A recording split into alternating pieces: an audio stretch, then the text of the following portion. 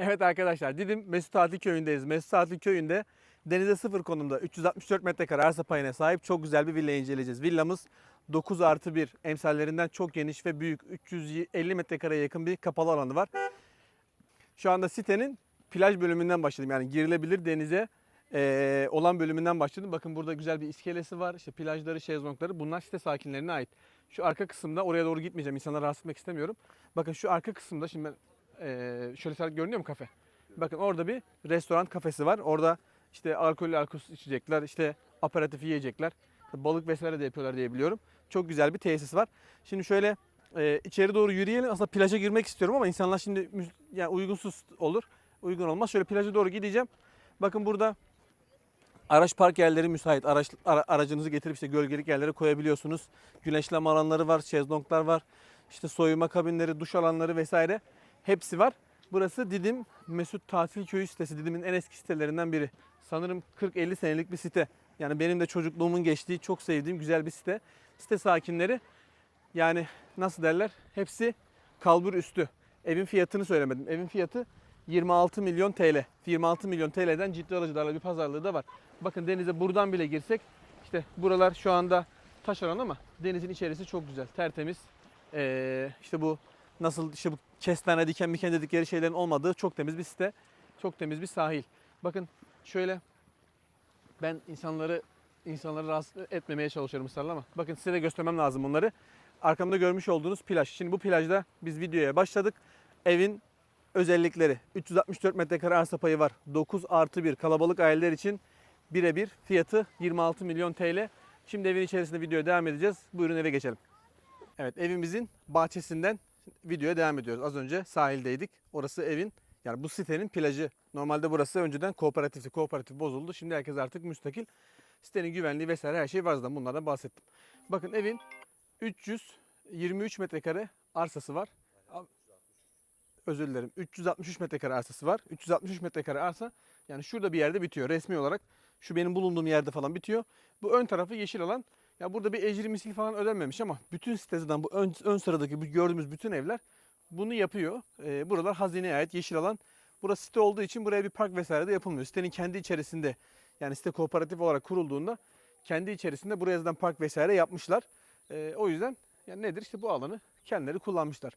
Yani şey olursa da, yani ileride bir sorun olursa da nedir? Şurada bir 3 metrelik bir alan gidecek. O da çok önemli değil diye düşünüyorum. Zaten evin bahçesi gerçekten çok büyük. Evin şöyle dış cephesini gösterdik biz zaten size ama ev 9 yatak odası bir salondan oluşuyor. İçerisinde yani 5-6 tane banyosu var. Yani çok büyük, çok geniş bir ev. Yani geniş aileler, yani en geniş aile bile buraya sığar. Yani öyle söyleyeyim, artık aşiret paket mi diyorlar, bir şey diyorlar. Herkes buraya sığacaktır. Bakın evin bahçe kapısı böyle. Buradan içeri doğru giriyoruz. Evin ön ve arka bahçesi var. Ön bahçesini gezdik. Arka bahçesinde de birkaç detay var. Onları size göstereceğim. Sonra evin içerisinde hızlı bir turlayıp bitireceğiz. Evet, evin ön bahçesini gezdik. Şimdi evimizin arka bahçesindeyim. Bakın arka bahçesinde işte meyve ağaçları vesaire süslemeleri yapılmış. Ya burası şimdi yeni modern yapılar yapılıyor. Şimdi biz yeni villalar tanıtıyoruz. Mesela kanalda var. İşte adam yapmış 500 metrekare, 600 metrekare arsa üzerine botanik bahçe yapmış. Bu öyle bir ev değil. Burası 15 senelik bir yapı. İşte bahçesi de yani bir insan işte kendi bahçesini ne kadar yapabilirse öyle yapılmış. Yani botanik süslemeler vesaire burada göremiyoruz. Doğal bir ev, yani doğal bir bahçe. Görüntü gayet güzel. Burası evimizin enerji odası değil mi? Burası evimizin enerji odası. Evimizin enerji odasında bir tane hidroforumuz var. Bakın bu hidrofor ne oluyor? Yazın bu yoğun kullanımlarda, çünkü burada nüfus normalde 100 bin, yazın 1 milyona çıkıyor. Ne oluyor? Bu evin içerisine suyu daha kuvvetli veriyor. Yani işte duş alırken su bazen az gelme durumları olabiliyor. Ne oluyor? Bu güçlü bir şekilde suyu evin içine pompalıyor. Su da burada birikiyor zaten. Bu normal gelen şebeke suyu. Burada bu 2 tonluk bir depo. Bir tane daha vardı değil mi? Evin terasında bir tane 3 tonluk var. Yani 5 tonluk bir su deposuyla hidrofor ne yapıyor? Evin içerisine suyu gönderiyor. Bakın bahçe alanlarımızı görüyorsunuz. Bahçesi çok güzel. Bakın şöyle dıştan da size bir gösterelim. Şu dış cepheyi de bir görün. Dış cephesi geçen sene komple mineral sıvı uygulanmış herhalde. İşte fileli sıvı yapılmış. Yani bu izolasyonu yapılmış. Burası denize sıfır bir ev. Denize sıfır olduğu için tabi bazı bakımlar yapılması gerekir. Her sene de yapılır. Bazen birkaç senede bir yapılır. Yani burası denize sıfır bir ev. Mesut Tatil Köyü'ndeyiz. Efeler Mahallesi'ne bağlı.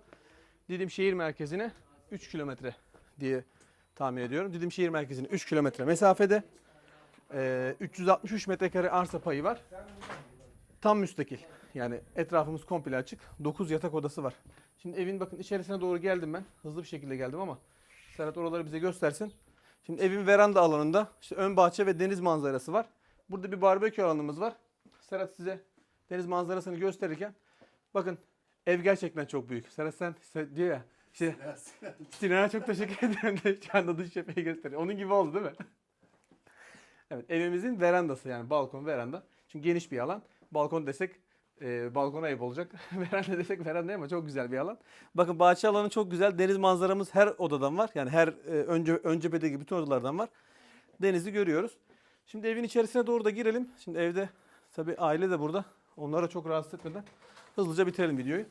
Şimdi buradaki eşyaların da çoğu kalacak. Bir kısım eşya alınacak. İşte beyaz eşya, mobilya çoğu kalacak dendi. Onları eğer bu evle ilgilenirseniz detayları zaten ev sahibinden alacağız. Bakın çelik kapıdan direkt salona açılan bir balkondan geldik ama bakın geniş bir salon mutfağımız var. Burada 2 tane yatak odamız var. Onları da görelim. Çünkü evde zaten 9 tane yatak odası var. Alt katta 2 yatak odası var. Yani eğer yaşlı bir çiftsek yani yaşlı bir öyle yukarı çıkmak istemiyorsak illa yaşlı olmamıza gerek yok bunun için gerçi ama alt katta zaten 2 tane yatak odamız var. Banyomuz var. Salon mutfağımız var. İşte burada gömme bir gardırobumuz var. Bunlar kalacak değil mi Serhat? Bunlar kalıyor. Tabii bunlar sabit zaten.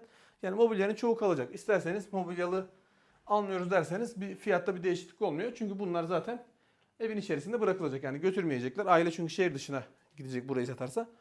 Fiyatımız neydi? 26 milyon TL. Bunu zaten videonun başında da söylemiştim sahildeyken. Burası 26 milyon TL. Şimdi 2 tane yatak odamız var. Salon mutfağımız gayet geniş. Burada bir banyomuz var. Serhat banyoya da bir bakalım. Burada bir banyo var. Banyonun yanında merdiven altını kiler olarak kullanmışlar. Şu alan genişliği gayet güzel. Orada bir şömine de var ama şömine aktif mi bilmiyorum. Onu da bir sorarız. Bir de burada önceden bir engelli amcamız varmış. Onun için bir şey yapılmış buraya. Engelli asansörü yapılmış. Tabii durum bu. İşte bu açılıyor. Bunun aküsünün değişmesi lazım. Her sene değiştirmesi gerekiyormuş. Kullanmıyorlar. Bunun aküsü yok. Aküsü değişecek bilmiyorum nedir onun rakamları ama aküsü değiştirilecek. Aktif hali hazırda çalışır bir asansör de var. Bakın evimizin yatak odası. Bu 3. yatak odası oldu. Geniş bir yatak odası. Çok güzel bir deniz manzaramız var. Bir de mesela evin şu an penceresi açık. Buradan çok güzel bir esinti var. Gerçekten çok güzel bir esinti var. Denize sıfır, önümüz açık. Yani önü arkası açık bir ev. Klimaya gerek yok. Evimizin diğer yatak odası. Bu da ön cepheye bakıyor. Geniş bir balkon alanı var. Balkona çıkabilecek miyiz? Bilmiyorum tabii. Tam balkona çıkmaya da gerek yok. Deniz manzarasını görüyorsunuz. Ön cepheye bakan bütün odalarda deniz manzarası var. Evin bazı yerlerinde boya masrafı var. Arkadaşlar bazı yerlerinde boya masrafı var. O boya masrafı burası denize sıfır bir ev. Denize sıfır evlerde bazen böyle şeyler olabilir. Başkanım sen bir şey dedin?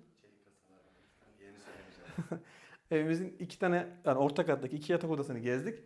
Burası evin hobi odası. Çünkü çok oda var burada. Yani evde dolduramamışlar açıkçası. Çok da kalabalık bir aile de değil. Zamanında işte kalabalık oluruz, işte çoluk çocuk torunlar hepsi yaşarız diye düşünülmüş.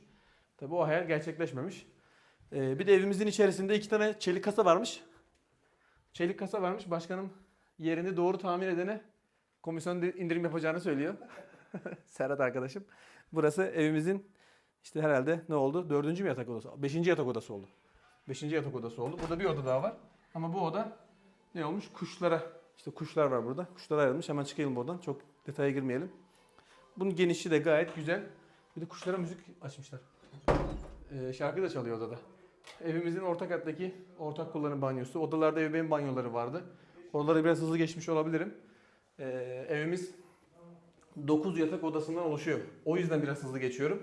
Yani normalde yoksa detaya da giriyorum her odada ama 9 tane yatak odası var. Çok uzun uzun durup sizin de zamanınızı çalmak istemiyorum. Burası Didim Efeler Mahallesi Mesut Tatil Köyü sitesinde. Bakın bu odaların genişliği çok güzel. Evin onu soracağım ben ama ev kaç metrekaredir?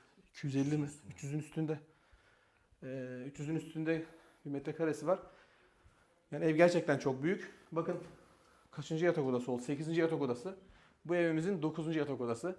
Bu oda ön cephede. Herhalde ev sahibi burada kalıyor. Bakın şu manzara çok güzel, şu görüntü. Yani şu oturduğumuz yerden ve şu otursam oradan bile manzara çok güzel görünüyor. Girilebilir deniz buraya 150-200 metre mesafede. Zaten bu sitenin kendi plajı. Yani site sakinlerinin kullandığı bir plaj. Burada bir aidat da mevcut. Burada 15.000 TL yıllık peşin ödenen bir aidat var. Evimizin terası. Terası çok büyük. Yani gerçekten 300-350 metrekare civarında. Onu ben açıklamaya yazacağım. Şimdi ev sahibine soracağım onu. Onu açıklamaya yazacağım. Çok büyük, geniş bir ev. Didim Efeler Mahallesi Mesut Altı Köyü sitesinde 363 metrekare resmi arsa payına sahip bir ev gezdik.